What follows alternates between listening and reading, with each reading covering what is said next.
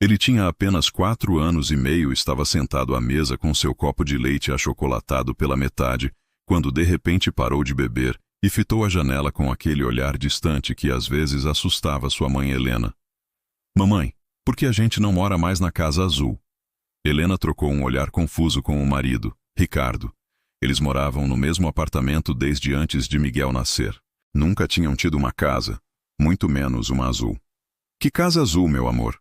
Perguntou Helena, tentando manter o tom leve, mas sentindo um frio percorrer sua espinha. A casa onde eu morava antes. Tinha uma varanda grande e um cachorro chamado Thor. E tinha aquela árvore onde eu caí e quebrei o braço. Miguel falou com uma naturalidade desconcertante, como quem descreve algo que aconteceu na semana passada. Ricardo forçou uma risada. Você nunca quebrou o braço, campeão. E nunca tivemos um cachorro. Miguel franziu a testa, genuinamente confuso. Não vocês, eu, quando eu era grande. Ele fez um gesto com a mão, indicando a altura. Quando eu tinha cabelo preto e trabalhava com carros. Helena sentiu o copo escorregar de sua mão. Ela o segurou no último segundo, mas o leite derramou na toalha. Miguel não era uma criança particularmente imaginativa. Ele não tinha amigos imaginários, não inventava histórias elaboradas. Ele gostava de dinossauros, de assistir desenhos e de brincar com seus carrinhos. Aquilo era diferente. Havia uma convicção em sua voz que a deixou profundamente inquieta. Miguel, de onde você tirou essa história? Perguntou Ricardo, agora mais sério. Não é história, papai. Eu lembro. Os olhos do menino se encheram de lágrimas. Por que vocês não acreditam em mim? Eu lembro da Maria também. Ela era minha esposa. E ela tinha um vestido vermelho que ela usava aos domingos. O silêncio que se seguiu foi denso, quase palpável. Helena se levantou bruscamente, murmurando algo sobre limpar a mesa, mas na verdade precisava de um momento para processar o que estava acontecendo.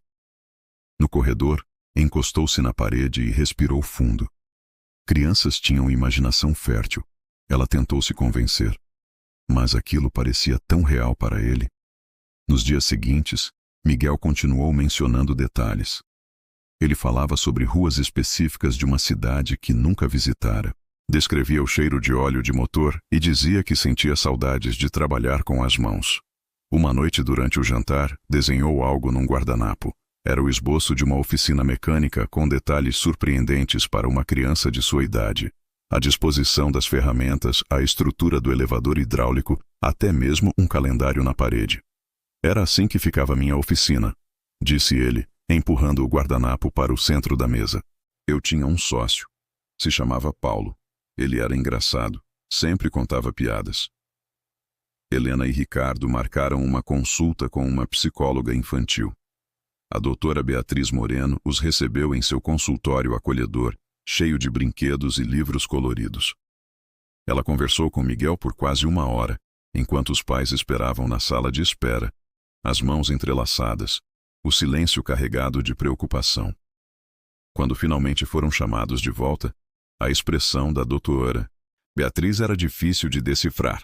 Miguel é uma criança perfeitamente saudável. Ela começou, e Helena sentiu um alívio momentâneo. Não há sinais de trauma, de problemas neurológicos ou de qualquer transtorno psicológico. Ele é inteligente, articulado e emocionalmente equilibrado. Então por que ele inventa essas histórias? Perguntou Ricardo, a voz carregada de frustração e medo. A doutora Beatriz hesitou. Eu não diria que ele está inventando, pelo menos não no sentido tradicional. As memórias que ele descreve são extremamente consistentes. Ele não se contradiz. Os detalhes permanecem os mesmos toda vez que conta. E há uma qualidade nelas. Uma profundidade emocional que é incomum em fantasias infantis. O que a senhora está dizendo? Helena sentiu a boca secar. Existem casos documentados. A psicóloga escolheu as palavras com cuidado. De crianças que relatam memórias de vidas passadas. É um fenômeno raro, mas não sem precedentes. O Dr. Ian Stevenson, da Universidade da Virgínia, passou décadas estudando isso. Ele documentou milhares de casos. Ricardo se levantou bruscamente. A senhora está falando de reencarnação? Isso é ridículo. Eu entendo seu ceticismo, disse a doutora Beatriz calmamente. Eu também era cética. Mas já vi 3 casos semelhantes ao de Miguel em minha carreira. E em um deles os pais decidiram investigar. Eles encontraram registros que correspondiam exatamente às memórias da criança. Helena sentiu as lágrimas queimarem seus olhos. O que fazemos? Ouçam ele. Anotem tudo o que ele disser. E se quiserem, tentem verificar. Miguel mencionou uma cidade específica? Ele falou sobre uma rua. Helena murmurou. Rua das Acácias. E disse que a oficina ficava perto de uma padaria que tinha um letreiro amarelo. A doutora Beatriz escreveu algo e entregou um cartão. Este é um colega meu, Dr. Rodrigo Ferreira. Ele estuda fenômenos de memória reencarnativa.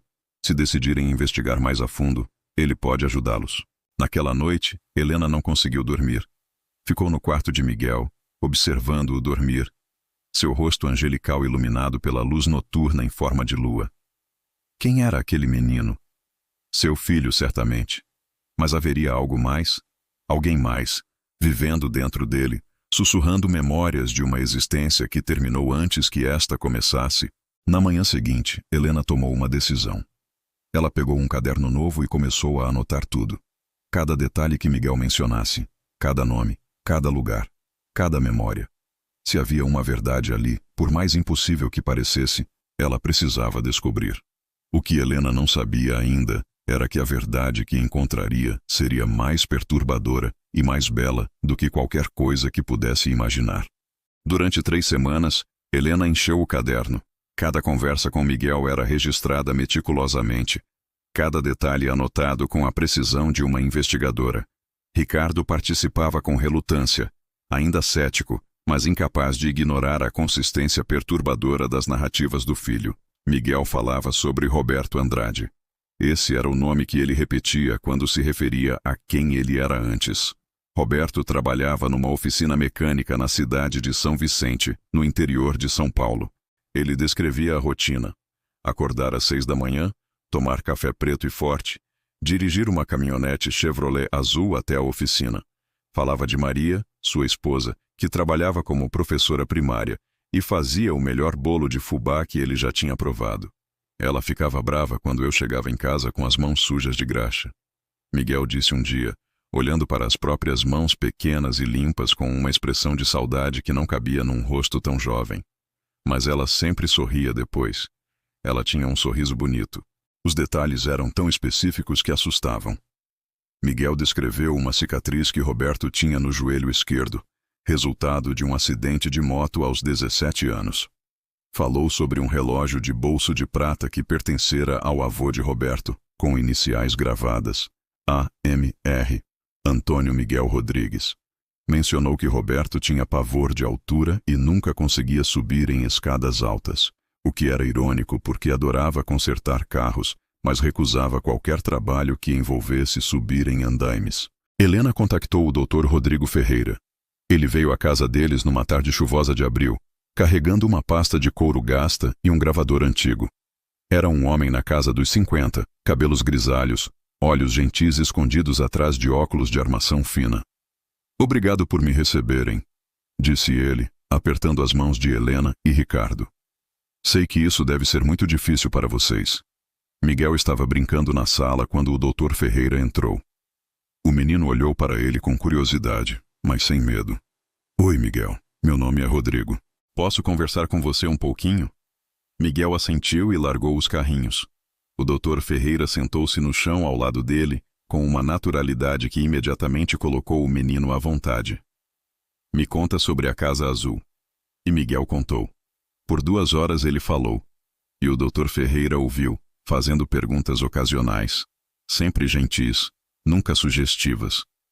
Helena observava da porta da cozinha, as mãos tremendo enquanto segurava uma xícara de café que esfriava lentamente. Quando terminaram, o Dr. Ferreira pediu para falar com os pais em particular. No escritório improvisado de Ricardo, ele abriu sua pasta e tirou um mapa de São Paulo. Existe uma São Vicente no interior. Aqui, ele apontou. É uma cidade pequena, cerca de 15.000 habitantes.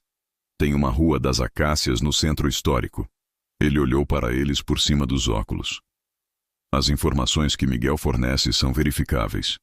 Se quiserem, posso ajudá-los a investigar. E se descobrirmos que é verdade? A voz de Helena era quase um sussurro. O que isso significa? Significa que seu filho carrega memórias de outra vida. Não posso explicar como ou porquê. A ciência ainda não tem essas respostas. Mas posso dizer que, na minha experiência, essas memórias tendem a desaparecer com o tempo. À medida que a criança cresce e cria suas próprias experiências, as lembranças da vida anterior vão se tornando mais vagas, até que eventualmente desaparecem completamente, geralmente por volta dos 7 ou 8 anos. Ricardo passou a mão pelo rosto. Isso é insano. Estamos realmente considerando que nosso filho é... o quê? A reencarnação de alguém? Não é que ele seja essa pessoa. O Dr. Ferreira explicou pacientemente. Miguel é Miguel. Ele é seu filho, com sua própria personalidade, sua própria alma, se preferirem pensar assim. Mas por alguma razão que não compreendemos totalmente, ele mantém memórias de uma existência anterior. Pense nisso como arquivos que não foram completamente apagados antes do novo sistema operacional ser instalado. A metáfora era estranha, mas fazia sentido de uma forma torta. Vamos, Helena disse de repente, surpreendendo a si mesma. Vamos para São Vicente. Preciso saber. A viagem foi marcada para o fim de semana seguinte. O Dr. Ferreira iria com eles, junto com uma assistente de pesquisa, Juliana, que documentaria tudo. Eram 4 horas de viagem de carro, e Miguel ficou animado com a perspectiva de uma aventura. Mas, quando entraram na cidade, algo mudou. Miguel ficou quieto, pressionando o rosto contra a janela, os olhos arregalados. Quando passaram pela praça central, ele gritou: Para! Para o carro! Ricardo estacionou rapidamente. Miguel já estava tirando o cinto de segurança, apontando para uma rua lateral. É ali! A Rua das Acácias é ali! A oficina fica naquela direção! Eles seguiram a pé, Miguel praticamente correndo à frente, virando em cantos que ele não deveria conhecer, mas conhecia. Helena sentia o coração batendo tão forte que parecia que explodiria. E então, ali estava. Uma oficina mecânica antiga, com as portas fechadas, um letreiro desbotado que dizia Oficina do Roberto, consertos em geral. A tinta estava descascada, o lugar claramente abandonado há anos, mas era inconfundível. E ao lado, exatamente como Miguel havia descrito, uma padaria com um letreiro amarelo, agora também meio apagado. Miguel parou na frente da oficina e lágrimas começaram a rolar por seu rosto. Essa é minha oficina, ele sussurrou. Eu trabalhava aqui, eu lembro. O Dr. Ferreira tocou o ombro de Helena. Vou fazer algumas perguntas aos moradores locais. Fiquem com ele. Helena se ajoelhou ao lado do filho, abraçando-o enquanto ele chorava. Não eram lágrimas de uma criança assustada, mas de alguém confrontando uma perda profunda, uma saudade impossível. Uma senhora idosa saiu da padaria, atraída pelo movimento. Ela olhou para Miguel com curiosidade e então seu rosto se transformou em choque. Meu Deus, ela murmurou. Esse menino, ele parece... A senhora conheceu alguém que trabalhou aqui? Helena perguntou, a voz trêmula. A senhora assentiu lentamente. Roberto Andrade. Era o dono, um homem bom, trabalhador. Morreu faz uns 5 anos já. Acidente de carro na estrada. Foi muito triste. A esposa dele, Maria, ficou destruída. Ela se mudou logo depois, não sei para onde. Miguel levantou os olhos, vermelhos de tanto chorar. Maria está bem? Ela está bem? A senhora olhou para o menino com uma mistura de medo e admiração. Como você? O Dr. Ferreira voltou com um jornal velho que conseguira na biblioteca local. A manchete era de 5 anos atrás. Mecânico morre em acidente na BR-116. Havia uma foto. Roberto Andrade era um homem de uns 40 anos, cabelos pretos, sorriso gentil, usando um macacão de trabalho. Miguel olhou para a foto e assentiu. Sou eu. Era eu. Naquela noite no hotel, depois que Miguel finalmente dormiu, exausto emocionalmente, Helena e Ricardo se sentaram no pequeno balcão, olhando as luzes da cidade. É real, Ricardo disse, a voz sem emoção. Tudo isso é real. O que fazemos agora? Helena perguntou. Continuamos sendo pais dele, é o que podemos fazer. Ele ainda é nosso Miguel.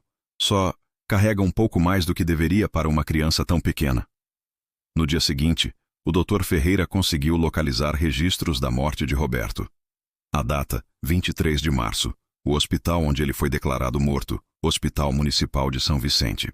E quando pediram a certidão de nascimento de Miguel, a data estava lá, clara como o dia, 15 de novembro. Exatos 7 meses e 23 dias depois da morte de Roberto Andrade. O tempo certo, pensou Helena, para uma alma encontrar um novo começo. A busca por Maria Andrade levou 3 semanas. O Dr. Ferreira usou seus contatos acadêmicos e alguns registros públicos até finalmente localizá-la numa cidade costeira, a 200 quilômetros de São Vicente. Ela havia se mudado para perto da irmã depois da morte do marido, tentando reconstruir a vida longe das memórias dolorosas. Helena debateu consigo mesma durante dias. Seria certo fazer contato? Seria cruel. Que tipo de mãe leva o filho de 4 anos para conhecer a viúva do homem que ele afirma ter sido? Mas Miguel perguntava sobre Maria todos os dias, sua vozinha carregada de uma preocupação que parecia velha demais para ele. Ela ficou sozinha quando eu morri. Ele disse numa tarde, olhando pela janela. Eu prometi que nunca ia deixar ela sozinha. Mas eu deixei. Foi essa frase que decidiu Helena. Ela ligou para o número que o Dr. Ferreira havia conseguido. A mulher que atendeu tinha uma voz cansada, meio rouca, como de quem chorou demais e por muito tempo. Alô? Maria Andrade? Meu nome é Helena. Isso vai soar muito estranho, mas preciso falar com a senhora sobre seu falecido marido, Roberto. Houve um longo silêncio. Quem é você? Alguma repórter querendo fazer matéria sensacionalista sobre o acidente? Porque se for... Não, não é nada disso. Por favor, só me dê 5 minutos para explicar. E Helena explicou. Tudo. As memórias de Miguel, a viagem a São Vicente, os detalhes que uma criança de 4 anos não teria como saber. Esperava que Maria desligasse o telefone, que a chamasse de louca, de cruel por brincar com a dor de uma viúva. Mas Maria não desligou. Ela ouviu em silêncio. E quando Helena terminou, a resposta veio num sussurro quebrado. O relógio. O relógio de prata do avô dele. Pergunte ao menino onde Roberto guardava esse relógio. Helena foi até o quarto de Miguel. Amor, você se lembra do relógio de prata que você disse que Roberto tinha? O do avô dele? Miguel assentiu. O relógio do vovô Antônio. Tinha as iniciais AMR. Onde você guardava esse relógio? Na caixa de ferramentas vermelha, no compartimento secreto embaixo do fundo falso. Maria não sabia desse compartimento. Era meu esconderijo especial. Helena repetiu as palavras pelo telefone. Ouviu Maria sufocar um soluço. Ninguém sabia disso. Eu procurei esse relógio por meses depois que ele morreu. Vasculhei a casa inteira. Nunca pensei em olhar na caixa de ferramentas dele. Ela ainda está na garagem da minha irmã. Eu não tive coragem de jogar fora. A senhora gostaria de conhecer Miguel? Maria levou 3 dias para responder. Quando ligou de volta, sua voz era diferente. Ainda havia dor, mas também algo parecido com esperança. Sim, eu gostaria. O encontro foi marcado num parque neutro, um lugar público onde Maria pudesse ir embora se ficasse desconfortável demais. Helena e Ricardo chegaram cedo com Miguel, que estava visivelmente nervoso, mexendo nas mãos, algo que raramente fazia. Quando Maria apareceu, Helena a reconheceu pelas fotos que havia visto. Ela tinha uns 45 anos, cabelos castanhos presos num rabo de cavalo, olhos escuros que pareciam carregar um oceano de tristeza. Usava um vestido simples, azul marinho. Caminhou lentamente até eles, parando a alguns metros de distância. E então Miguel a viu. Maria, ele disse. E a palavra saiu carregada de tantas emoções que partiu o coração de Helena. O menino correu até ela, abraçando suas pernas, e começou a chorar. Desculpa. Desculpa por ter ido embora. Desculpa por ter te deixado sozinha. Maria caiu de joelhos, abraçando o menino, e ambos choraram. Helena viu Ricardo virar o rosto, limpando os próprios olhos discretamente. Algumas pessoas no parque pararam para observar, mas ninguém disse nada. Você está bem? Miguel perguntou, afastando-se um pouco para olhar o rosto de Maria. Você conseguiu ficar bem? Maria sorriu através das lágrimas. Estou tentando, meu amor. Estou tentando. Eles conversaram por horas. Miguel contou coisas que só Roberto poderia saber. A primeira vez que se conheceram numa festa de São João, quando ele pisou no pé dela tentando dançar forró. A lua de mel em Campos do Jordão, quando choveu todos os dias e eles passaram o tempo jogando baralho no hotel. O apelido secreto que ele tinha para ela, Mariazinha da Lua, porque ela ficava sonhadora olhando para o céu noturno. Maria confirmava cada detalhe, cada memória, rindo e chorando ao mesmo tempo. Você encontrou o relógio? Miguel perguntou de repente. Maria puxou uma caixinha do bolso da bolsa. Dentro estava o relógio de prata, as iniciais brilhando sob o sol da tarde. Estava exatamente onde você disse que estaria. Miguel tocou o relógio com reverência. Eu queria ter dado isso para você antes que acontecesse. Você sempre disse que era bonito. Fique com ele, Maria disse, fechando as mãos do menino sobre o relógio. Não é roubar. Ele era seu. De certa forma, ainda é. Mas Miguel balançou a cabeça. Não. Eu sou Miguel agora. Tenho que ser Miguel. O Roberto já viveu. Agora é minha vez de viver minha própria vida. Ele olhou para Helena e Ricardo. Com minha família. Foi nesse momento que Helena entendeu. Seu filho não estava preso ao passado. Ele estava apenas fazendo as pazes com ele. Dizendo os adeus que Roberto nunca teve a chance de dizer. Maria visitou-os algumas vezes nos meses seguintes. As visitas eram boas para todos. Para Miguel, era um fechamento, uma forma de reconciliar as duas partes de si mesmo. Para Maria, era uma espécie de milagre. Não ter Roberto de volta, ela entendia isso, mas ter a certeza de que o amor deles havia sido real o suficiente para transcender até mesmo a morte. E lentamente, como o Dr. Ferreira havia previsto, as memórias começaram a desaparecer. Aos 6 anos, Miguel ainda se lembrava de algumas coisas, mas eram mais vagas, como sonhos distantes. Aos 7, ele parou de mencionar Roberto espontaneamente, embora ainda respondesse perguntas se fossem feitas. Aos 8, quando Helena perguntou sobre a Casa Azul, Miguel franziu a testa pensando. Era uma casa que eu sonhei, não era? Ele disse genuinamente inseguro. Ou foi real? Eu não lembro direito mais. Tanto faz. Helena disse, beijando sua testa. O importante é quem você é agora. Miguel sorriu. Eu sou eu, Miguel. E isso é bom. Maria veio para o aniversário de 9 anos de Miguel. Ela havia se casado novamente, com um professor de história gentil e paciente, que entendeu sua história em comum, e a aceitou mesmo assim. Ela parecia mais leve. A tristeza em seus olhos, substituída por algo parecido com paz. Depois do bolo, quando as crianças estavam correndo pelo jardim, Maria puxou Helena para o lado. Obrigada. Ela disse simplesmente. Por me deixar fazer parte disso. Por me dar a chance de me despedir. Obrigada por ajudar meu filho a entender quem ele é. Helena respondeu. Ou quem ele foi. Ou ambos. Maria riu suavemente. A vida é mais estranha do que imaginamos, não é? Mais misteriosa. Mais bela também. De uma forma estranha. Naquela noite, depois que todos foram embora e Miguel estava dormindo, Helena entrou no quarto dele. Observou seu rosto pacífico, iluminado pela luz noturna. Era o rosto do seu filho. Só seu filho. Mas agora ela sabia que ele carregava algo mais. Uma profundidade, uma compreensão de amor e perda que poucos adultos algum dia conheceriam. O caderno onde ela havia anotado tudo estava na prateleira. Helena pensou em jogá-lo fora, mas decidiu mantê-lo. Um dia, quando Miguel fosse mais velho, talvez ele quisesse ler. Ou talvez não. De qualquer forma, a escolha seria dele. Na última página do caderno, Helena escreveu uma nota final. Para Miguel, se um dia você ler isso, você foi amado 2 vezes, em 2 vidas. Roberto amou Maria com tudo que tinha. E nós amamos você com tudo que somos. Você é uma prova de que o amor não termina.